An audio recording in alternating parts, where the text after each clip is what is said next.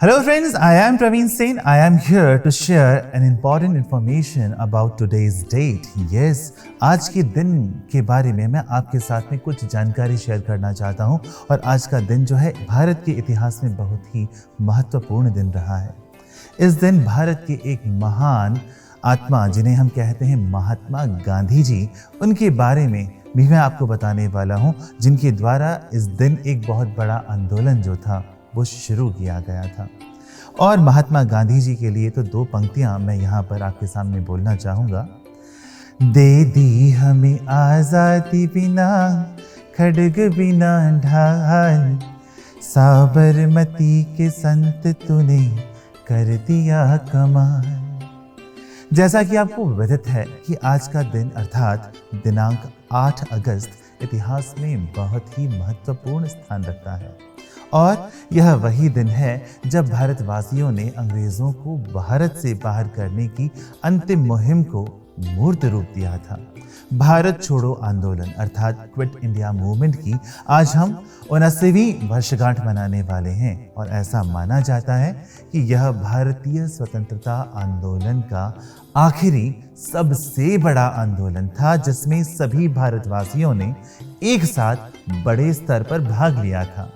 कई जगह समानांतर सरकारें भी बनाई गईं, स्वतंत्रता सेनानी भूमिगत होकर भी लड़े और यह आंदोलन ऐसे समय में प्रारंभ किया गया था जब द्वितीय विश्व युद्ध जारी था, यह सेकेंड वर्ल्ड वॉर, और कई सारी औपनिवेशिक देशों के नागरिक स्वतंत्रता के प्रति जागरूक हो रहे थे और कई देशों में साम्राज्यवाद और उपनिवेशवाद के खिलाफ आंदोलन तेज होते जा रहे थे।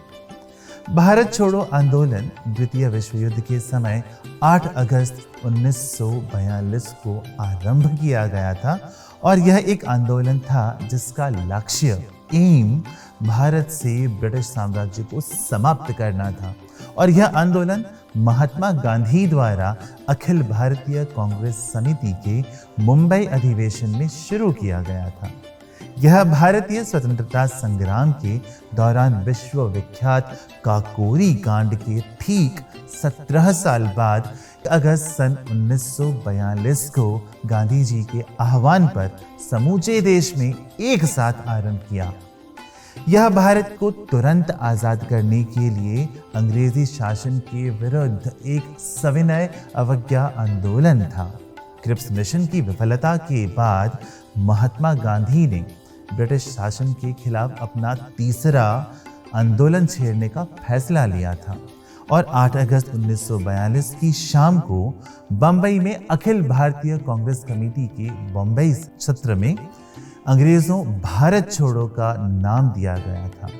हालांकि गांधी जी को फौरन गिरफ्तार कर लिया गया था, लेकिन देश भर के युवा कार्यकर्ता हड़तालों और तोड़फोड़ की कार्यवाहियों के जरिए आंदोलन चलाते रहे और कांग्रेस में जयप्रकाश नारायण जैसे समाजवादी सदस्य भूमिगत प्रतिरोधी गतिविधियों में सबसे ज्यादा सक्रिय थे। पश्चिम में सतारा और पूर्व में मेदिनीपुर जैसे कई जिलों में स्वतंत्र सरकार की स्थापना कर दी गई थी। अंग्रेजों ने आंदोलन के प्रति काफी सख्त रवैया अपनाया, फिर भी इस आंदोलन को दबाने में सरकार को साल भर से ज्यादा समय लग गया। अब आंदोलन के बारे में चलिए कुछ चर्चा करते हैं। 14 जुलाई 1942 को वर्धा में कांग्रेस की कार्यकारिणी समिति ने अंग्रेजों भारत छोड़ो आंदोलन का प्रस्ताव पारित किया एवं इसकी सार्वजनिक घोषणा से पहले 1 अगस्त को इलाहाबाद में तिलक दिवस मनाया गया। 8 अगस्त 1942 को अखिल भारतीय कांग्रेस की बैठक बम्बई, आज के मुंबई के ग्वालियर टैंक मैदान में हुई थी और भारत छोड़ो आंदोलन के प्रस्ताव को मंजूरी मिली। यह प्रस्ताव में घोषणा की गई थी कि भारत में ब्रिटिश शासन फॉरेन रूल की तत्काल समाप्ति, भारत में स्वतंत्रता तथा लोकतंत्र डेमोक्रेसी की स्थापना के लिए बहुत ज्यादा आवश्यक हो गई है। भारत छोड़ो आंदोलन को अगस्त क्रांति, अगस्त रेवोल्यूशन के नाम से भी जाना जाता है और इस आंदोलन का लक्ष्य मेन एम जो था भारत से ब्रिटिश साम्राज्य को पूरी तरह समाप्त करना था। भारत छोड़ो का नारा यूसुफ मेहर अली ने दिया था। 9 अगस्त 1942 को दिन निकलने से पहले ही कांग्रेस वर्किंग कमेटी के सभी सदस्य गिरफ्तार हो चुके थे और कांग्रेस को गैर कानूनी संस्था घोषित कर दिया गया था। गांधी जी के साथ भारत कोकिला सरोजिनी नायडू को यरवदा पुणे के आगा खान पैलेस में, डॉक्टर राजेंद्र प्रसाद को पटना जेल एवं अन्य सभी सदस्यों को अहमदनगर के किले में नजरबंद कर दिया गया था। सरकारी आंकड़ों के अनुसार इस जन आंदोलन में 940 लोग मारे गए, 1630 घायल हुए थे और 18,000 DIR में नजरबंद हुए थे तथा 60,229 गिरफ्तार हुए थे।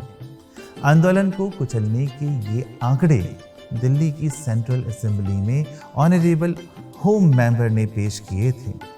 जून 1944 में जब विश्व युद्ध समाप्ति की ओर था तो गांधी जी को रिहा कर दिया गया। जेल से निकलने के बाद उन्होंने कांग्रेस और लीग के बीच फासले को पाटने के लिए जिन्ना के साथ कई बार बात की। 1945 में ब्रिटेन में लेबर पार्टी की सरकार बनी और यह सरकार भारतीय स्वतंत्रता के पक्ष में थी। उसी समय वायसराय लॉर्ड वॉवेल ने कांग्रेस और मुस्लिम लीग के प्रतिनिधियों के बीच कई बैठकों का आयोजन किया। अब बात करते हैं आंदोलन की पृष्ठभूमि की। किस तरह ये सारा पृष्ठभूमि तैयार किया गया और आंदोलन शुरू हुआ।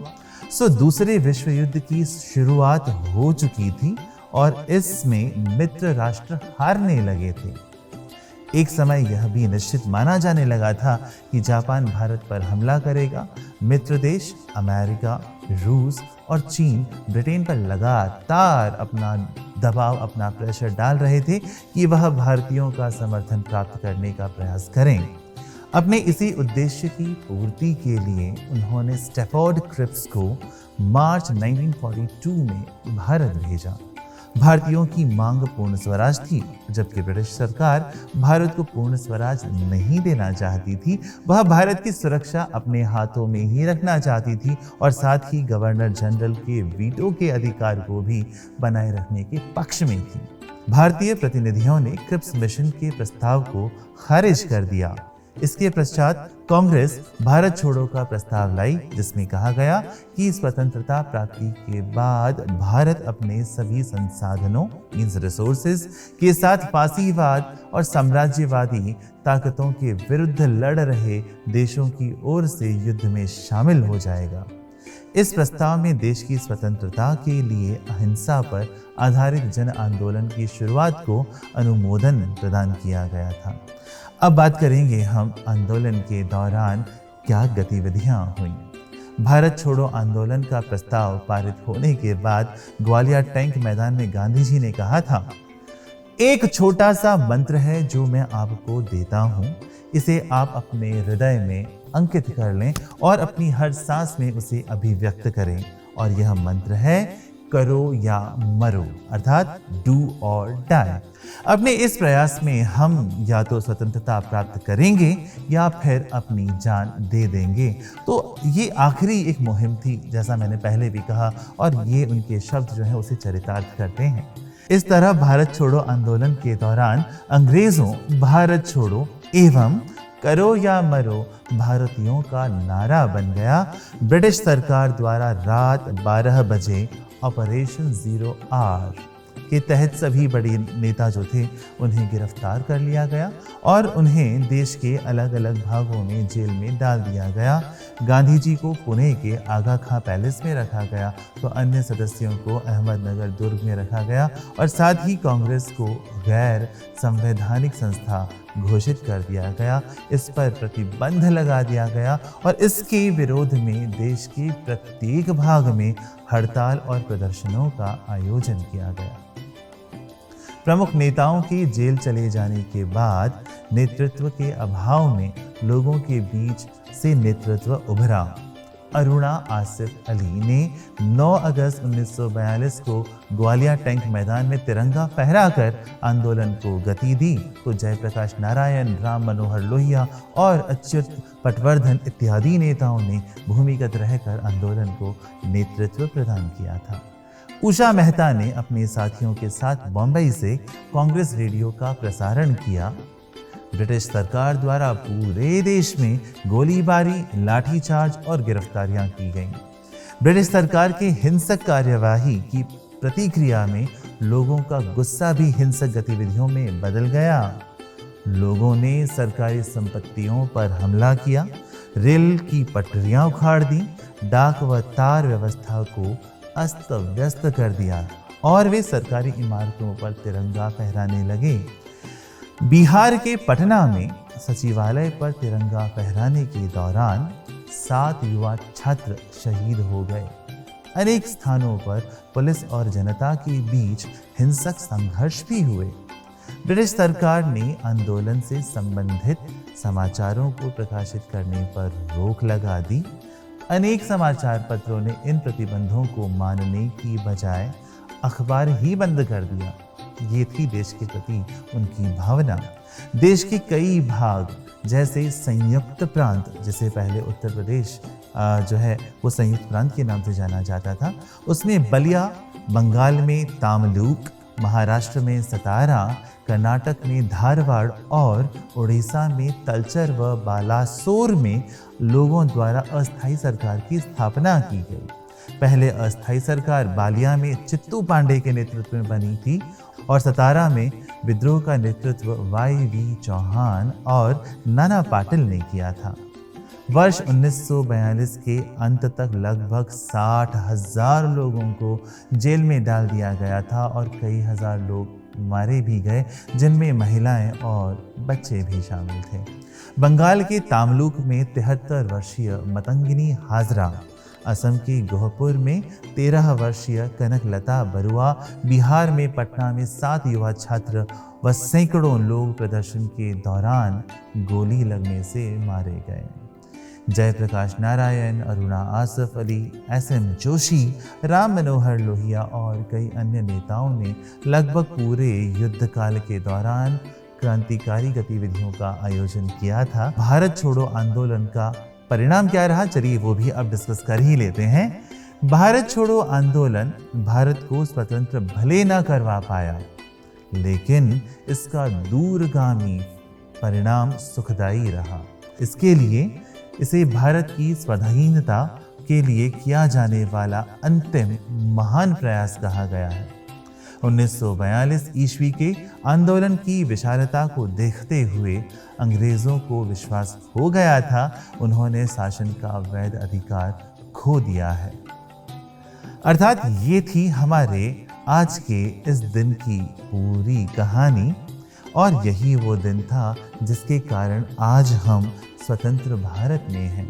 अगर ये दिन न होता, ये आंदोलन न होता, तो हम आज भी भारत को आज़ाद नहीं देख पाते, आज़ाद भारत में सांस नहीं ले पाते और 15 अगस्त 1947 का जो आप स्वतंत्रता दिवस मनाते हैं, शायद वो नहीं मना पाते। तो मेरा इस मंच से उन सभी स्वतंत्रता सेनानियों को, सभी लोगों को जिन्होंने इस आंदोलन में भाग लिया, अपने प्राणों की आहुतियाँ दी, उन्हें मेरा नमन है। जय हिंद, जय भारत।